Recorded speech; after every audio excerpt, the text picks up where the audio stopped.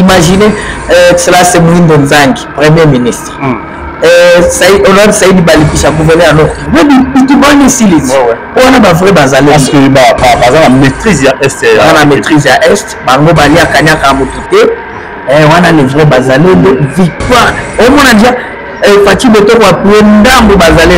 Kaga na zone nga na zo banga. Na zone nga po. Soit qualité, soit qualité. Voilà. Donc, il y a ça dit millions de Congolais, 12 millions. Soit mobilisé qu'à 20 millions de jeunes. Jeunes Wazalem. Mais tu continues. Donc, à la humble, on fait un mobile au Sahara. Parce qu'on vit sur et parce que les bombes, il faut au quota. On est prêt pour la gana pour casser. Ça dit, Maloba Fachi, Yakoluba Keno, autant la pompe à Paul Kagame. Voilà, merci chers téléspectateurs, je sais que vous êtes nombreux. Roland émission avec José De Castro.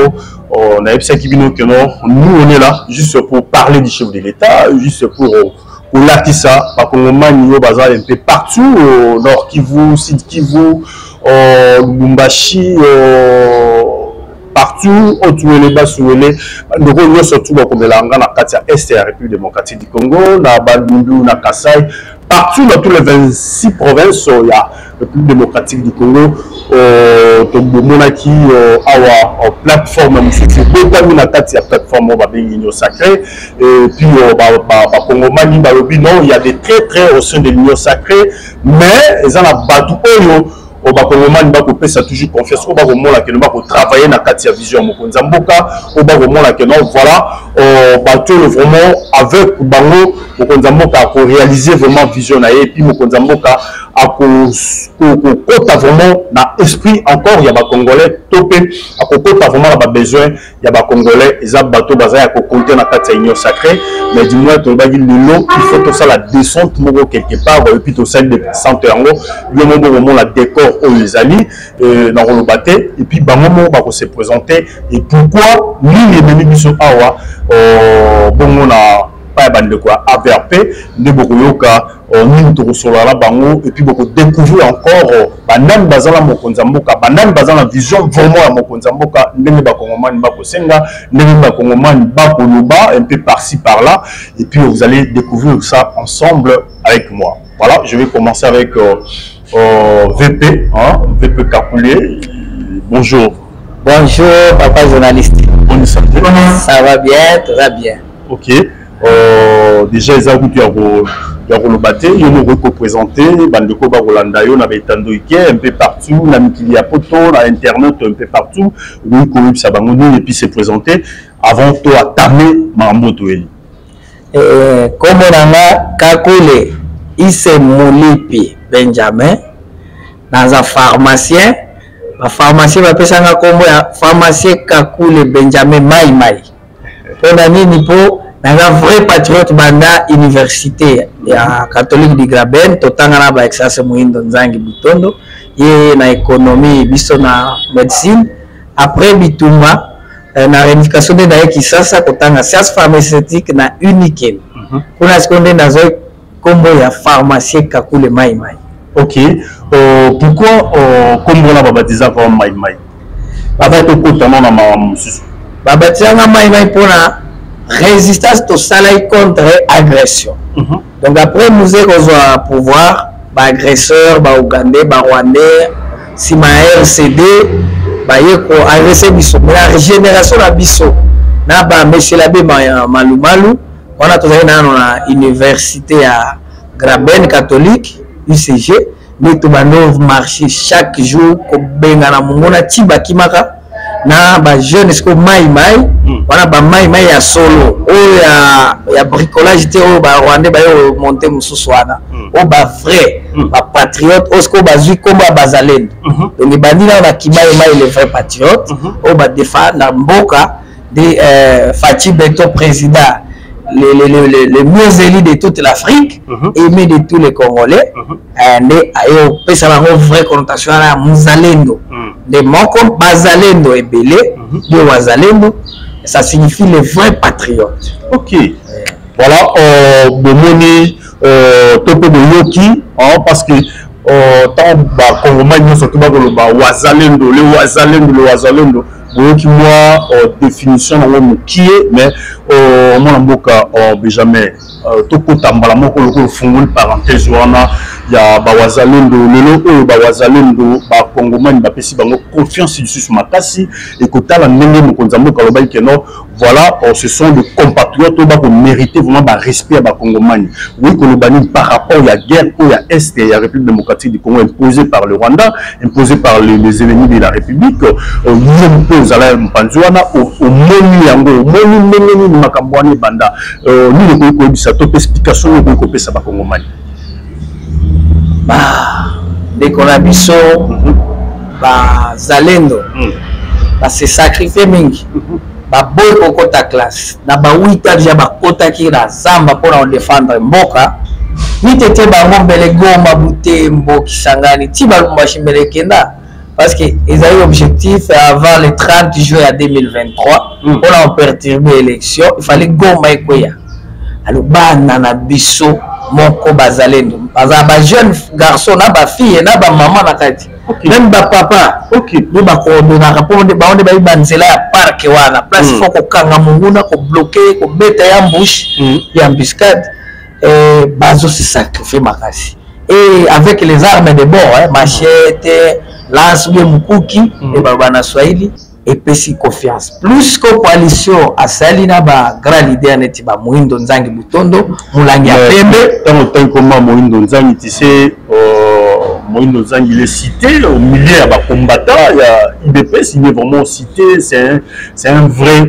compatriote qui travaille avec le chef de l'État na Motema Pembe vraiment est-ce qu'ils étaient pour même super premier ministre ou comment tata toza posa ki premier ministre wana mokonzi apesa ngo Moindo apesa confiance pa Moindo Nzangi Butondo l'honorable Aza depuis 2006 député provincial, 2018 député national, 2018 doublement élu, double brassard, na Butembo comme national, Goma comme provincial, 2023 Lissousou député national na Goma élu de Goma.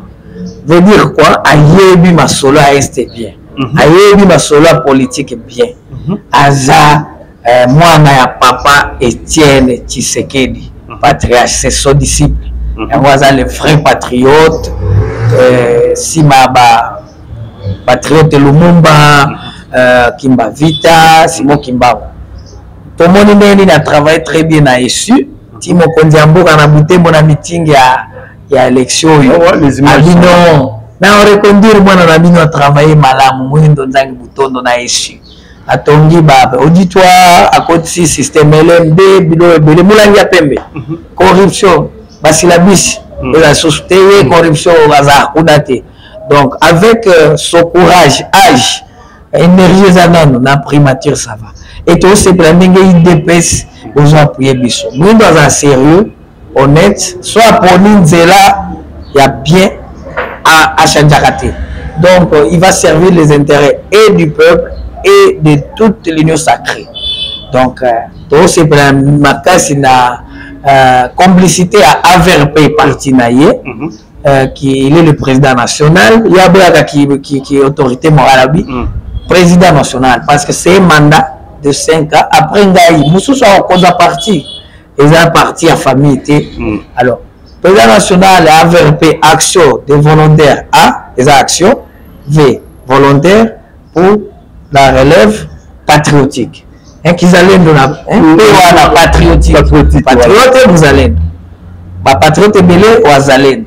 Donc, mon conduit à partir d'Abisso, camarade de Moindo Nzangi, a mérité poste wana. Ceux qui m'ont conduit en Bokandimi à Konzango. Mais aussi, comme vice-président, il y a AVRP na Kinshasa, Kakule Benjamin Maïmaï, frère Mouzalendo. Pour rappel, Nazaki candidat na Lukunda, na national. Et Tomemeli Mokonzamboka siège moko na regroupement AB, liste à maman honorable excellence Wivine Moleka, liste na biso.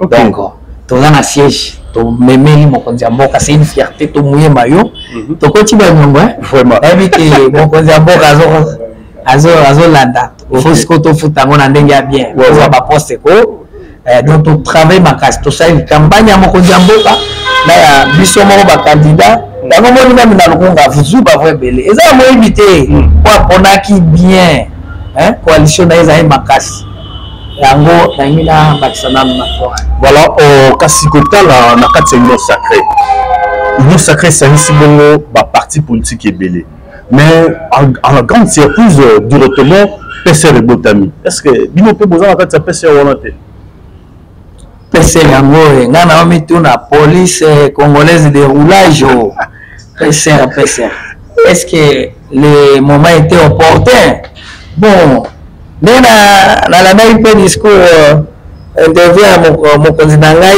honorable Mwindo Nzangi président national na télé 50 les ambitions tous les libres na ba ambition mais elles a démesuré alors PCR eza coalition mosusu à part union sacrée ou bien eza front. Il faut pas répondre à la question. C'est une sorte de rébellion, bien une femme de la quartier union sacrée. Ou bien ça solo accompagnement à Mokondiamboka Fatibeto. Je pense que bon, il faut pas que ça soit une explication à bien pour. Ils ont pris sa suspicion déjà à niveau à base. Quand on a une DPST, na union sacrée mobile. Yango, comment ils ont tous na la team Mokondiamboka. Ouais. Nous Nzangi azawara. Disciple naïe, il fati béton. Et bien, on a investi tout ça qui est belé, Libana plein, Nakati plein, plus de 20 chefs d'État. Tu as la diplomatie, des places commis. Il y a un moment où biso, tout ça fidèle à mon compte Mboka. On a repris sa biso, tout limango na sportivité, n'importe quel poste. Bon, si on a bousculé pour avoir un poste, fati à bon côté, à Tchaki. Excellence premier ministre Sama Lukon. Est-ce qu'il y a un député, député ou bien belé force politique? Non. Il a choisi et il travaille bien calmement, il n'y a pas de quoi. Voilà, jusqu'à nous amener aux élections que nous avons financé nous-mêmes plus de 1 milliard de dollars budget à l'État. Donc, l'union dans l'union, la coalition dans la coalition.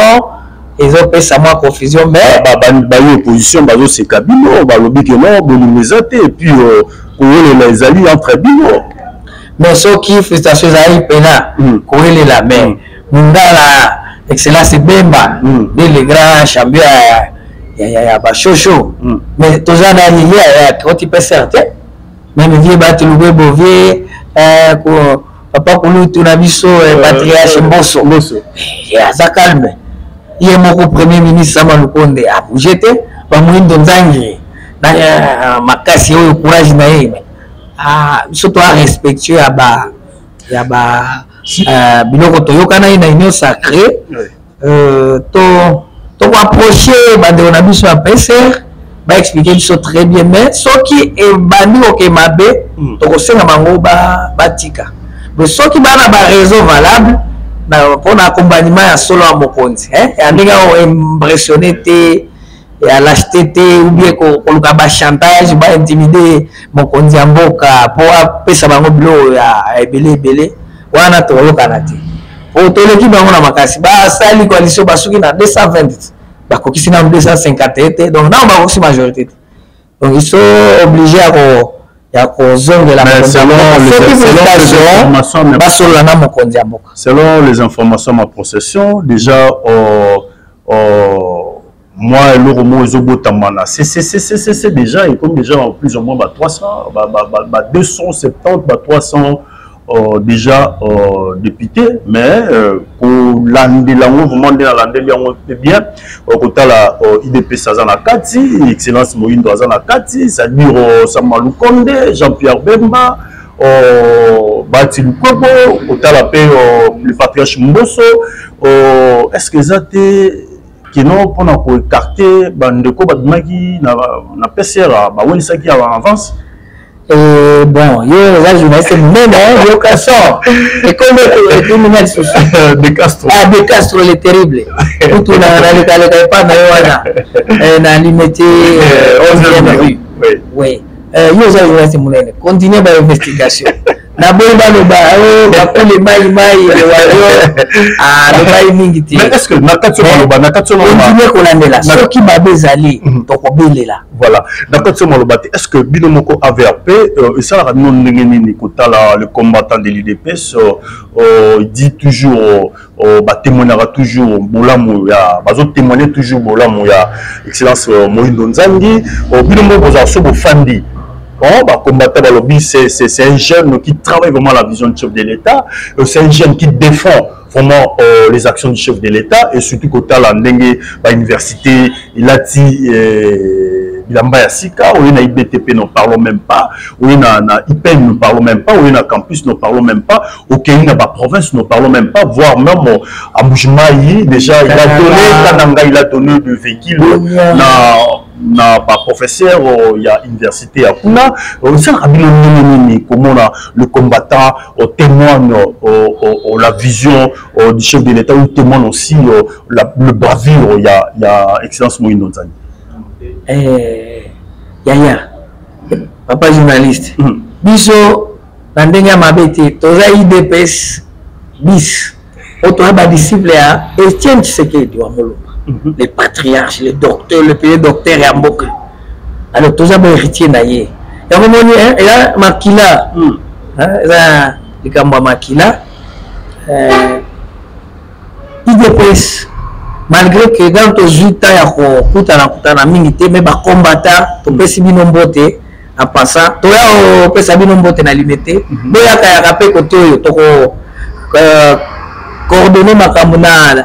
Ndeko de Castro journaliste warrior Muzalendo pe to ça ba action d'ensemble ngana provincial vice-président président nanga azobela bele toza na yawa nous le saluons à passer président Ramazani camarade Ramazani docteur Ramazani Rams Aruna to coordonné donc mais c'est là il tout à to tala bino to pesa bino mbote na e moko CG Mwanabute du chef Kabouya Augustin fallait tout y mais par contre il fallait peut-être préparer élection ya mokonzi mboka na est pour biso to amaka sina no qui vous wana comme baté ba itori alors tout va nous dire préparer un moment to que ça congrès na juillet passé na Kisangani to ko isaja kuna alors tout va nous travailler mais ba combattant to za elongo même na partage à ba poste bobo ça na biso te bon to va mutu moko voilà ok toujours continuer na toujours on ndeko Benjamin mais na loboko na ngape à gauche na zozongela ndeko Benjamin mbote ndeko journaliste mon numéro zo là ça déjà que non ndenge ndeko Benjamin lobby idéologie Ezabongo idéologie ndenge ndeko Benjamin lobby toza bakitani donc ta tout boye eza déjà symbole la sake to moral moko voilà toza moral moko na mokonzi ya mboka to kotambola na elongo to kolakisa volonté na makasi nyonso ekopesa mela biso kusungaye to kusungaye po ete elonga eza biso nyonso peuple congolais. Voilà, nous avons la question qui est Lelo, Bino AVRP, et ça, comme on a que non, na milliers, je dis bien, je mange pas le mot, na milliers à combattre, il y a IDPS, AVRP, Moïndo Nzangi, Excellence Moïndo Nzangi, vraiment, combattant, et puis Congomani, nous sommes aussi piané Makassi, c'est lui vraiment qui incarne la vision du chef de l'État. Ça vous fait comment? Oui, et ça, la Kabiso. Tolo banalingala bien ça ina motema poete na kolandela lolenge mokonzi na ngai ya vice président na biso alimboli abréviation na biso ya AVRP ye moko président national azoko incarner bitumba wana azoko incarner volonté ya kosala malamu poete na part na ye akoka ko bakisa libanga mosusu poete mboka ekende liboso ekutani elongo na makanisi ya mokonzi ya mboka yango esali ete libala wana ebimisa bafui malamu. Alors na makanisi na ye lolenge azali combattant ndenge balobi awa patriote ya solo wazalendo ya solo azo continue na litu wana po ete bambition na ye ya minene oyo aza na yango mpona mboka oyo mobimba elongo biso bato to wana nsima na ye tokotia ye maboko tosala mosala malamu po ete makanisi ya mokonzi ya mboka na bayo bala liboso na biso bato olanda na nsima tozala be na makanisi be moko po ete toka kosala ete mboka na biso ezala malamu moto na moto bisika oyo ya kozwa ata yo conseiller communal bisika ozali na quartier na yo kota na idéologie oyo ete oyeba na kozala na volonté ya kosala mwa eloko moko ya malamu na oyo opportunité epesami na yo po ete intérêt eza ya biso nyonso eza ya mokonzi ya mboka te eza ya président national na biso te moyo ezangi mais ezali mpona intérêt national nde na yango moto nyonso azwa conscience wana ete soki libaku epesameli yo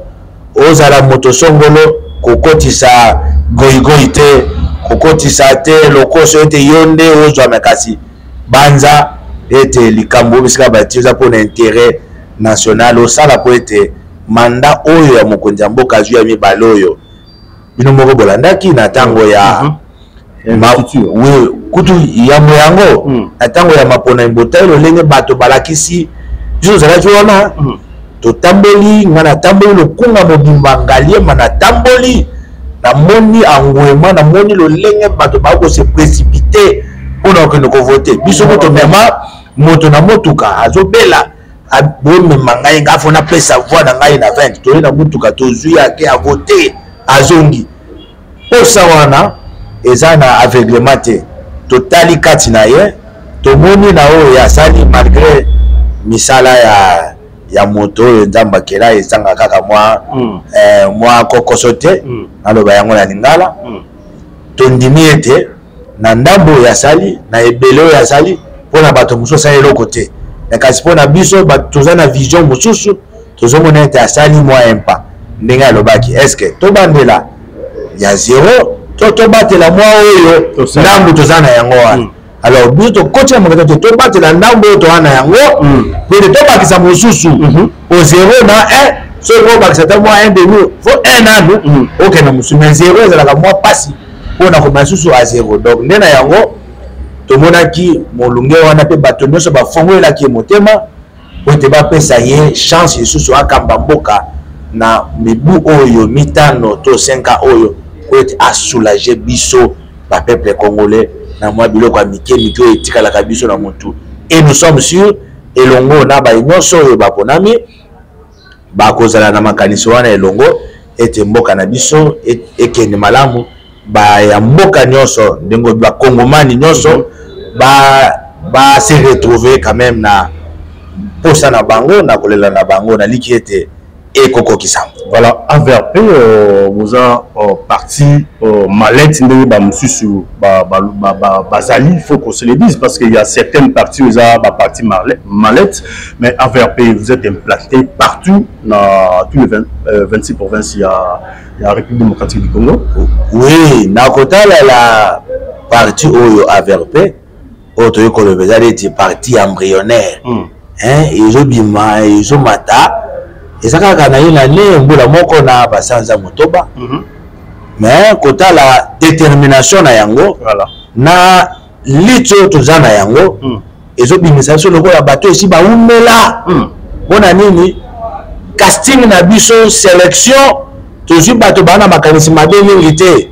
Tozi bato bana na ma conscience oyo efanda oyo etakoki ko défendre mboka na ye na bisika oyo ajwami ya mais na kati maloba te nazaki place moko lobby balobi vrai relève to vrai changement ya classe politique ezali na kati AVRP parce que Mwindo Nzangi il est trop jeune. Oui, il y a solo parce que soki botali na ba définition ya moyo constitution biso boko mona ete relève et ça le makande na nzela ya action. Il faut remplacer moto na maloba te mais kasi action oyo ozo sala ne ko remplacer moto wana soki sala ki mabe to malamu mais kasi côté ya sukela ki wana yo menu eloko mosusu ne wana relève exact que ofandi ka pona jeune bona te il faut la carte ya jeunesse na yo wana o mémoire eloko moko ya sika action yo meni et remplacer au moins mbeba oyo mutu so asala kitoko toyo mutu asukelaki yo meni action mususu nde yango zo mona moindo elenge tango azui ministère oyo ezaki no mama tata na kasi a remplacer ba oyo basala liboso na ye côté basuka ye aboye ba motema ya bakisi lisusu eloko likolo na yango moni epesi ye mwa makasi wana mbaya mboka bande makasi te epesi ye makasi toloba yango epesi ye makasi esi nano te makasi wana nde yango azokoba na yango soki bapesi ye lisusu ya koleka bino moko bokomona ete bokomona ete volonté wana ya kosala bokomona yango donc bato bakosi te makanisi wana batiaka epai na ye eza ya solo. Merci tokomi kokoma vraiment na suka ya émission na biso ya lelo na récupérer na bimisi combien de députés?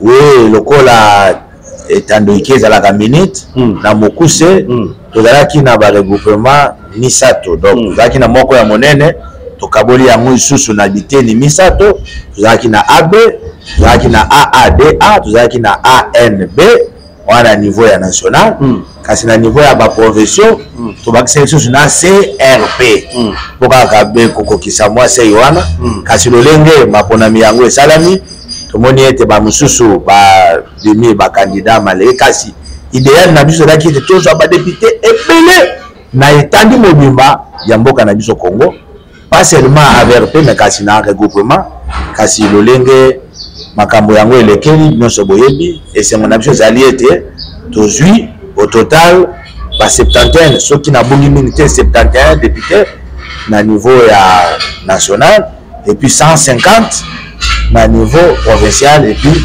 na ba communaux nde yango wana mokuse na ensemble ya baregroupement na biso voilà mituya ya ba député oyo tozwi na sima ya maponomi oyo esalami na décembre 2023 le 20. Voilà. Merci, merci beaucoup. Vraiment, juste pour Silissa, je termine avec Ndeko Benjamin, Ruiko Baksani, na Tunyote.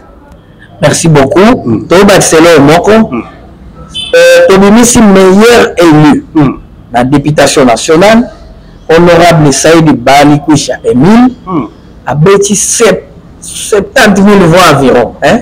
70 000 environ 70 000 voix. Il y a 70 000 voix au moins 70 000 les coachs pas fatigués. Oui, oui. Alors, il y a proposé à la gouverner. Il est aux hommes, honorable Saïd Balikwisha Gavana, et alors qui. Voilà. Imaginez, cela c'est Mouindo Nzangi, Premier ministre. Honorable Saïd Balikwisha gouverneur alors qui. Oui, tu vas ici. Pour on a vrai bazalé. Parce que la maîtrise à Est. La maîtrise à Est, Bango Balia Kanyaka Mutute, on a les vrais bazalé victoire. Au moins déjà, Fatih Beto kwa Ndambo bazalé, Kaga na zone Nganazo Banga, na zone Nenga po. Soit qualité, soit qualité, Toko Tawa. Yasolo. Voilà. Donc, il y a belé. Ça 10 millions de Congolais, bah, on va 12 millions. Soit mobilisé qu'à 20 millions de jeunes. Jeunes Wazalé. Mais ton côté, donc, à la humble, on va dire que la mobile, on s'en a raté. Parce qu'on dit et puis si on bon, mais il faut ton quota. On est prêt pour la gana pour casser. Ça veut dire Maloba Fachi, Yakoluba Keno, autant la combo à Paul Kagame, et puis Koluba Keno, voilà, M23 bazar appuyé par Paul Kagame, vraiment, il bougeait, dans l'Est, il bougeait, il y a Est, papa, Beti, 50 km, on voté Fachi Beto. Pour la parole, voilà, Bazamba, Mousselou, la main, pour voter Fachi Beto. Parce que nous, on n'a pas compris. Parce que toi, mais aussi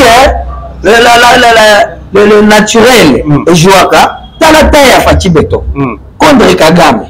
La ring boy, mais match et c'est le grand géant Congo, avec plus de 2 millions de kilomètres carrés. La potentialité 110 millions de Congolais contre Kamwa, Rwanda, tout le territoire il y a Lubero et là, il y a Rwanda. Nama koloko tabula Rwanda parce que Goma ti Kigali va 150 km. Donc Banzango a déjà comme la capitale. Qui Banzango. Donc tout cela bien mais avec na mukuse to yeli mokonzi mboka environ 1 million de voix. Biso mokonana. So j'ai exactement dans na Goma, ba député na biso 10 pour AVRP to gagner 10 députés, 9 na Nord Kivu. National 11 députés na provincial na Nord Kivu. Parce que ba voix soit na zone c'est la Fatibe béton. Primature to zoate. Mon taleki biso na record wana comme parti politique azate. Donc biso to ko sarate. Hein? Ngana kakule mai Benjamin to abanande munande azaka boboto kisango sango to ya presque neti ba Kongo ana mboko na ba milliards awali madesu kama mwa voiture. Alors c'est que na biso c'est plus kibonzambe to ko sakate. So ki o mona jour moinda o mona peut-être wana eza ki à côté ino sacré zo simbate et ba promesse peut-être to pesa ki donc à cause yoka soni ya koyebisa fati ngana pe mingambo mususu bomela za net yango isa pe Moïse Katumbi chapo to ya ensemble na kati ya gouvernement to ke wapi so to postuler la présidence to postuler na 2028 mais fati a droit de mandat à 37 à lutte papa mandat moko daka to pesa discours nini biso moto wana kati ya gouvernement to bandira ba chandia mine na isu na ba ministère nyos lutundula auchikuna na diplomatie cité au milieu de Congolais mon papa lutundula notre coach dans la diplomatie ningani ce qui a atika kapé azonga na opposition eza très trahison non ba persona me cheribe okende déjà projet ba permis de conduire à Sikeza qui ba aéroport à Sika na baloje pana ye na njili ko moderniser en même zamba dibaya kwa to luka pe to ba nani ya bomaki même Fati Beto yobi boka ki exas moindo président national AVRP azo que Fati Leli chebe okende koleka batu et il insiste qu'on sache qui a commandité tuerie à Motona ya ndeko na biso na patriote ye pe grand vous allez to pesi famille na mbote na pole ne condoléances na Kiswahili entre temps to pesi bazale nyonso Guidon kazi njema général Guidon ba général Kabidon na ba mususu ba porte-parole na ya bazalendo ba rebele kuna bango nyonso mbote kazi njema donc beau travail bon continuer bon ratisser bon continuer pour la garder à récupérer. Je dis na émission na ngani surtout vraiment j'aime bien des compatriotes wazalendo raison pour laquelle je sens aussi que non na zupe popularité à makasi na niveau ya est parce que chaque émission ba wazalendo bazalendo postulé na Butembo. OK. Merci beaucoup de Benjamin. Voilà. Voilà, merci beaucoup. C'était vraiment je suis très fier pour Yamba bande quoi AVRP, vraiment ça me fait du bien de déplacer au niveau de la station Koko Mati Awa. Vraiment ça m'a fait du bien bande ko Bayambinga très bien. Je suis vraiment très content et puis on a aussi bande surtout balanda ngai et surtout na Uvira na Butembo na Bosanité na Beni bande ko ngai Ituri Masisi Ruchuru Kishanga Kibumba Niragongo vraiment bambote ebele na bawazalendo surtout le général Guidon. Merci Nandero Komela Mama Mboka. Honorable Banapoa. Voilà. L'élu de Niragongo et de Goma. Honorable. Voilà. Zalendo. Ok. Ok. Voilà. Non, mais tout soit bien na okita suite na Goma. Abimi député national et provincial. Voilà. Merci beaucoup. Sokinza Mbazomite Tokutani Bongo Mbalasima. Merci. Oh non, très ravi. Merci. Bien parlé. Bon, TV Zarangonga, Posana. Ok.